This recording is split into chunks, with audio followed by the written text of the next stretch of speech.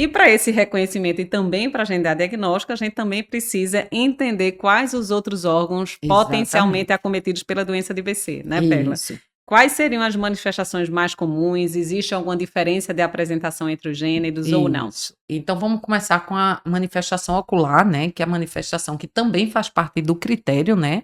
Então a Sim, gente normalmente é muito acometido retina e úvea, né, que ele fala do coisa, e ele bota em torno de 30 a 70% a dos frequência. pacientes têm acometimento ocular, né. E é importante a gente ter o oftalmo perto da gente, porque a gente sabe que 25% desses pacientes podem evoluir para uma cegueira. Uhum, Então, a gente sabe que é um órgão vital, né? Aí é aquele isso. órgão que tem que chegar cedo para tirar aquela inflamação para que não evolua com a complicação maior, né? Exatamente. Lembrar que a uveíte nem sempre é evidente a olho nu, então a gente vai Isso, precisar do acompanhamento vai oftalmológico precisar. para avaliação completa, Isso, mas quando a gente evidencia uveíte pode ser bilateral, é uma uveíte que não é purulenta, né? É recorrente e pode se acompanhar de redução da acuidade visual. Então, encaminha para o oftalmo, ele vai precisar avaliar ele como um isso, todo, até para ver se tem critério diagnóstico, se tem algum dano de risco funcional à visão e que vai implicar numa alteração mais eficaz aí, mais bruta, isso. digamos assim, no Inclusive, tratamento. pode acometer até vasos, dando vasculite retiniana, fazendo Isso, oclusão. Então, precisa realmente do exame. Não vai ser a olho nu que você vai ter esse exame. Então, no isso. mínimo, um fundo de olho, né?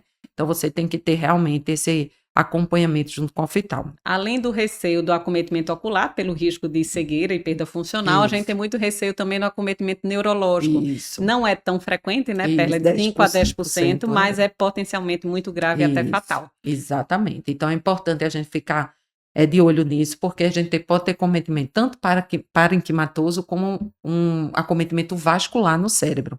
E qualquer um deles vai ser de pior prognóstico, né, cérebro é sistema nervoso central, né, É então não complicado. tem para onde.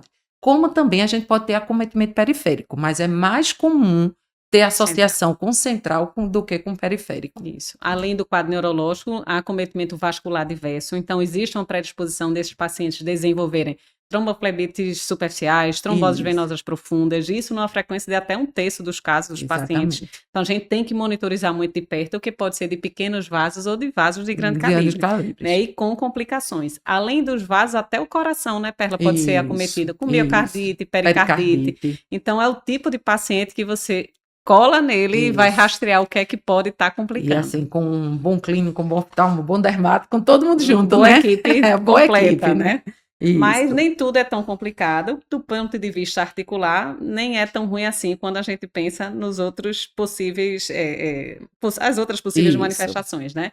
A artrite é comum, né, Perla? Mas a artrite isso. não tem um potencial De mutilante. deformar, mutilante, não, é. E ela pode ser monoarticular, pode ser poliarticular, né? Então, assim, ela pode também vir de várias formas. Pelo menos esse é um pouquinho mais tranquilo, né? Então, é uma artrite É, que não é erosiva, é não deformante, costuma acometer mais grandes articulações, mas pode ser mono, poli, palse, migrar, então vai e juntando. uma coisa, Claudinha, só voltando um pouquinho, a parte assim, que eu não sei se a gente falou, foi da parte vascular mesmo, Hum, que a gente sabe que é muito também, pode ter acometimento de, na parte vascular, ter trombose venosa sim, profunda nas extremidades, falamos. falamos, e da trombose Tromboflebites, superficial, né? isso, Pronto. E lembrar que também hoje tem estudos associando com aterosclerose também. isso, coronariana, né? Então, é um Isso. paciente de alto risco que vai É, precisar ser acompanhado de forma ah, multidisciplinar.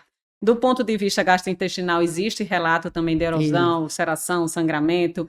Parece que o predomínio desse acometimento é na região iliocecal, então a isso, gente chama a atenção desse sítio, porque é um sítio comum de acometimento de doença de Crohn. Então, isso, lembrem de juntar as pecinhas do quebra-cabeça para fechar diagnóstico. exatamente. Nem tudo que acomete a região iliocecal é Crohn, pode ser Exatamente. um BC aí complicando.